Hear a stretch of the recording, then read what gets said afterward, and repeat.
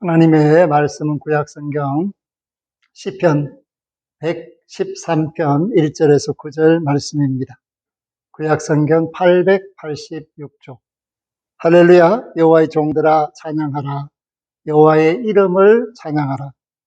이제부터 영원까지 여호와의 이름을 찬송할지로다. 해 돋는 데에서부터 해 지는 데까지 여호와의 이름이 찬양을 받으시리로다. 여호와는 모든 나라보다 높으시며 그의 영광은 하늘보다 높으시도다. 여호와 우리 하나님과 같은 이가 누구리요?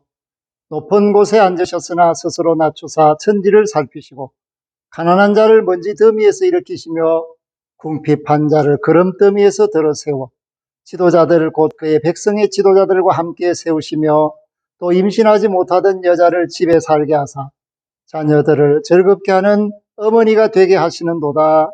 할렐루야. 아멘. 하나님 은혜로 추석 명절을 잘 지내고 또 이렇게 감사함으로 예배하는 은혜를 베풀어 주셔서 너무나 즐거운 마음으로 주님 앞에 나와 경배를 드립니다. 오늘 시편 113편부터 118편은 애굽 시편이라는 그런 전례가 있습니다. 다른 말로 말하면 애굽 할렐시, 할렐루야로 시작하는 시인데 그것은 여호와를 찬송하라 하는 뜻입니다. 그런데 할렐이라는 것이 찬송하라는 것이고 루는 너희들은, 야는 야훼, 그렇게 해서 정확하게 말하면 너희들은 하나님을 찬송하라 하는 것이 할렐루야라는 의미입니다. 이스라엘 사람들은 절기마다 읽는 성경이 정해져 있었습니다. 불임절 같은 경우에는 에스더서를 읽었습니다. 오순절 같은 경우에는 룻기서를 읽었습니다. 6월절에는 바로 시편 113편, 114편을 식사 전에 읽고 나머지 115, 116, 117, 118편을 저녁 후에 읽었습니다. 그렇게 해서 이 성경들의 공통점이 뭐냐 하면 다 구원을 즐거워하며 감사하는 것입니다. 불임절도 생명과 사망이 교차되는 그런 은혜가 있음을 말해주고, 오순절도 굶주림 속에서 구원받은 기쁨이 넘쳐나고 있습니다. 동시에 6월절은 말할 것 없이 이집트에서 400년간이나 종살이하고 있던 하나님의 백성들이 해방을 맞이하는 독립기념일 같은 그런 의미가 있기 때문에 너무나도 기쁘고 즐거운 순간이 바로 6월절이다라는 것을 말씀해 줍니다. 그렇기 때문에 오늘 하나님이 어떤 분인가를 우리에게 들려주고 있습니다. 여호와 우리 하나님은 이런 하나님이시다.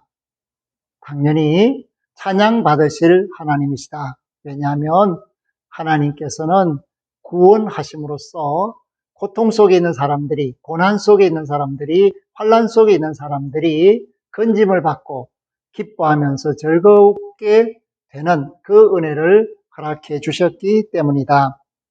우리도 8.15 광복절을 대대적으로 즐거워하지 않습니까?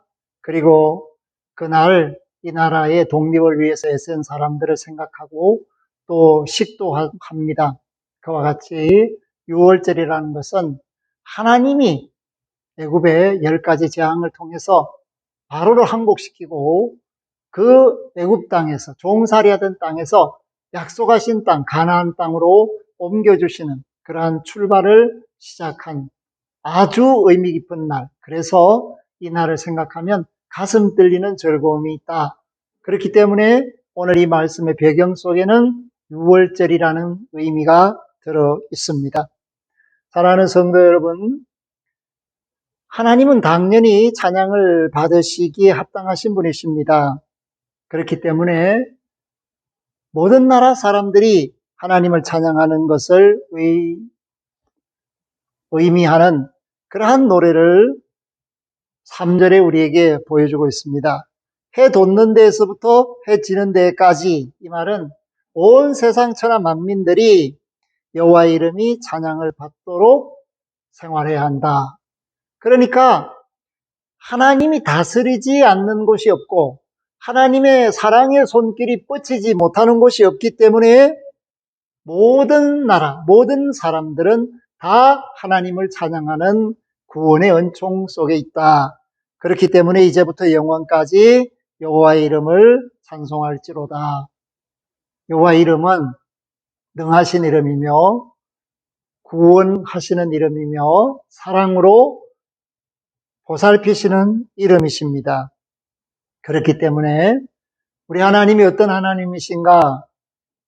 4절에 나오죠. 여호와는 모든 나라보다 높으시며 그의 영광은 하늘보다 높으시도다. 아멘. 하나님은 모든 나라보다 높으신 하나님이시고 그 영광은 하늘보다 높으신 하나님이시다. 그렇기 때문에 당연히 하나님을 찬양해야 한다.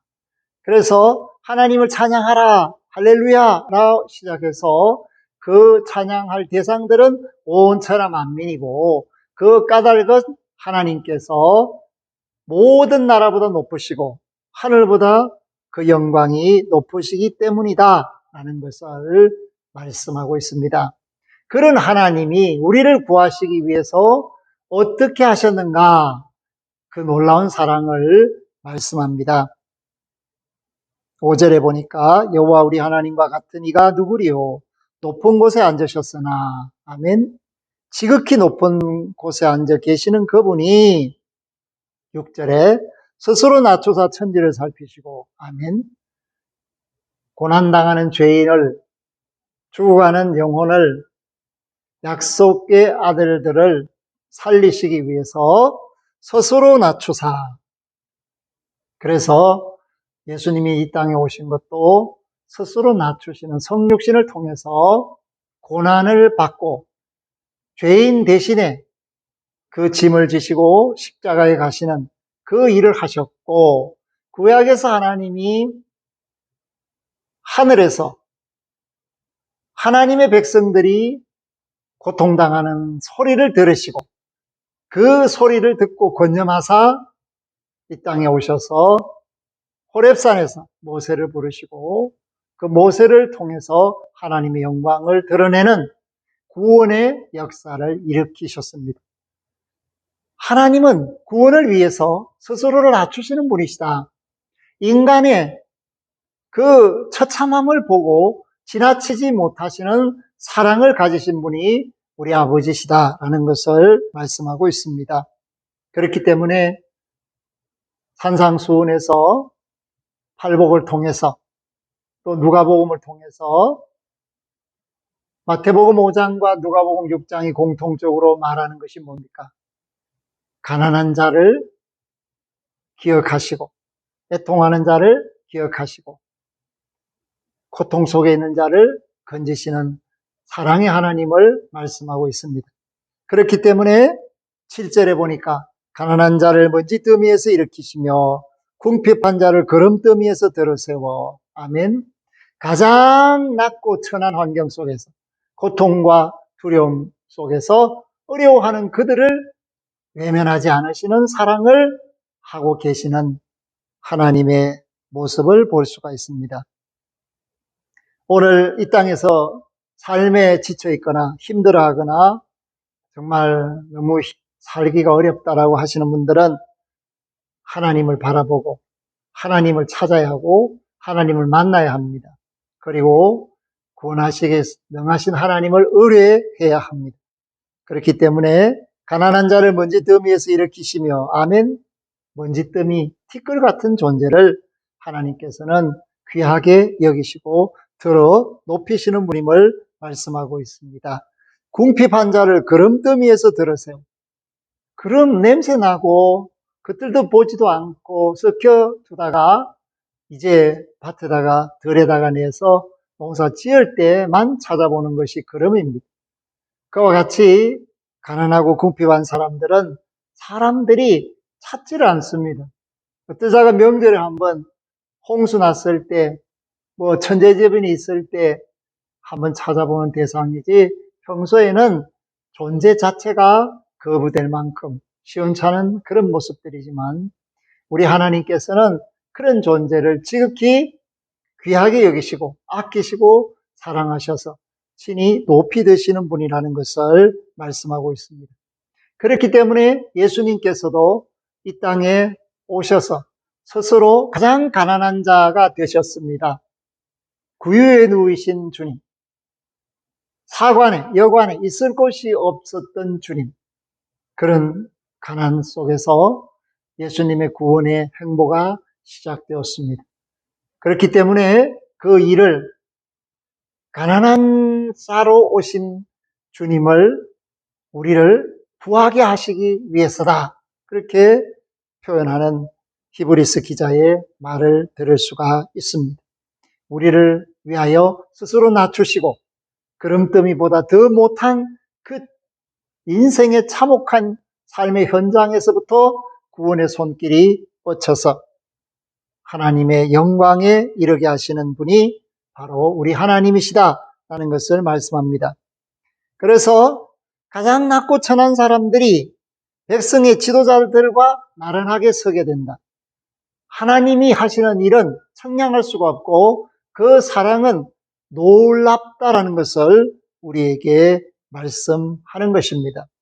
그렇기 때문에 에스더를 통하여 부림의 노래, 제비뽑음의 바뀜의 역사, 사망에서 생명으로 옮기는 구원의 역사, 애통이 변하여 춤이 되는 역사가 6월절에도 동일하게 나타났습니다. 그래서 그것이 바로 6월이라는 말 자체가 통과, 과월, 지나갔다, 사망이 생명으로 옮겼다는 말입니다. 흑암의 권세에서 머무르지 않고 생명의 역사가 일어나는 하나님의 품 안으로 안아주셨다. 그것이 바로 구원의 의미입니다. 그렇기 때문에 모든 절기 속에는 구원의 역사가 들어 있습니다. 오늘 저와 여러분들이 우리 하나님을 제대로 알아야 합니다. 우리 하나님은 마땅히 찬양 받으실 하나님이시다. 그리고 그 찬양의 대상은 온 세계 천하 만민, 해 돋는 데서부터 해 지는 곳에 사는 모든 생명 있는 것들이 하나님을 찬양하는 것이 마땅하다. 그 이유는 하나님은 세상의 모든 나라보다 높으시고 그 영광이 하늘보다 높으시기 때문이다. 그렇다면 그런 하나님이 우리를 위하여 구원을 위하여 어떻게 하셨는가? 그 높은 곳을 스스로 버리시고 낮은 곳으로 임하셔서 가장 가난하고 천한 죄인들을 건지시기 위해서 스스로를 낮추신 분이시다. 그렇기 때문에 인자가 온 것은 섬김을 받으려 함이 아니라 오히려 섬기고 많은 사람들의 대속물이 되기 위해 오셨다. 그것이 바로 마가복음 10장 45절에서 예수님이 하시는 말씀인데 그 말씀은 바로 하나님이 어떻게 저와 여러분을 사랑하고 계시는가에 대한 증언이다. 그렇게 볼 수가 있습니다.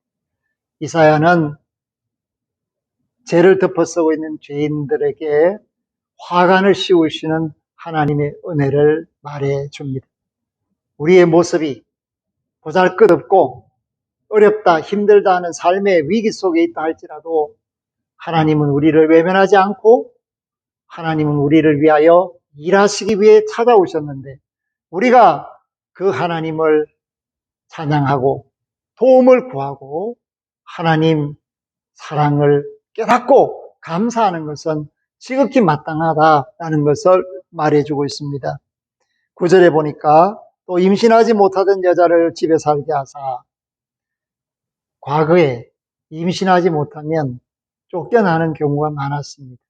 그런데 하나님께서는 그 임신하지 못하던 여자를 집에 살게 하사 하는 것은 더 사랑해 주셔서 자녀들을 즐겁게 하는 어머니가 되게 하시는도다. 그렇기 때문에 우리는 창세기를 통해서 아브라함의 아내 사라, 이삭의 아내 리브가 모두 임신하지 못하던 사람들이었다라는 것을 알게 되고, 하나님의 손길 속에서 그들이 임신하게 되고 구원의 역사를 일으키는 하나님의 사랑의 도구로 쓰임받게 되는 것을 볼 수가 있습니다. 오늘 생명이 잉태되는 것은 은혜입니다. 감사의 조건입니다. 구원을 위해서 하나님의 사랑을 전하는 것, 그렇게 해서 아직까지 하나님을 알지 못하는 사람들을 주님 앞으로 이끌어서 그들이 구원받게 하는 것이 바로 해산의 수고와 같습니다. 오늘 영적인 임신은 하나님의 말씀을 전해서 그들이 예수님을 만나게 하는 것입니다. 그리고 예수님을 만남으로써 믿음이 자라서 믿는 자가 될 때, 하나님 앞에 그들이 서서 하나님을 찬양하게 될 때 어머니의 즐거움을 누리는 성도가 된다, 교회가 된다라는 것을 말씀하고 있습니다. 오늘 이 말씀의 끝도 할렐루야로 마감합니다. 너희는 마땅히 하나님을 찬양하라. 이것이 우리에게 주신 삶의 본문입니다. 이 말씀을 기억하셔서 하나님을 찬양하는 그 찬양이 진정이 넘치는, 진심이 넘치는 은혜와 사랑 가운데서 호흡하는 찬양이 되고 감사로 사는 저와 여러분들이 될 수 있기를 주의 이름으로 부탁하며 축복합니다. 아멘. 하나님 감사합니다. 오늘 우리에게 주신 말씀을 통해서 왜 하나님을 찬양해야 할지, 그리고 그 하나님이 어떤 분이신지, 그리고 그 하나님이 어떻게 우리를 구원하셨는지 잊을 수가 없습니다. 놀라운 사랑을 받았습니다. 큰 기쁨을 얻었습니다. 이 은혜를 잊지 않고 대대로 전하는 하나님의 자녀로, 성도로, 교회로 쓰임받게 하여 주옵소서. 아직도 하나님을 알지 못하는 이들을 향하여 나아가 말씀을 전하고 주님을 전하고 그들이 생명 얻는 구원의 복음을 통하여 하나님의 자녀되는 역사가 나타나게 하옵소서. 해 뜨는 곳에서 해 지는 곳까지 그러한 일들이 계속되게 하여 주옵소서. 감사를 드리옵고 예수 그리스도 이름으로 기도 올리옵나이다. 아멘. 지금은 주 예수 그리스도의 은혜와 하나님 아버지의 극진하신 사랑하심과 성령님의 함께하심이 여호와 우리 하나님이 어떠함을 깨닫고 감사하며 기뻐하며 찬양하며 구원의 일꾼으로 살기를 바라는 믿음의 권속들, 그 가정, 산업, 생업, 자녀들, 그 앞길 만남 머리 위에와 관계된 모든 것들과 구원받아 마땅한 천하 만민들과 찬양하는 이들 위에 영원토록 항상 함께 하시기를 간절히 축원하옵나이다. 아멘.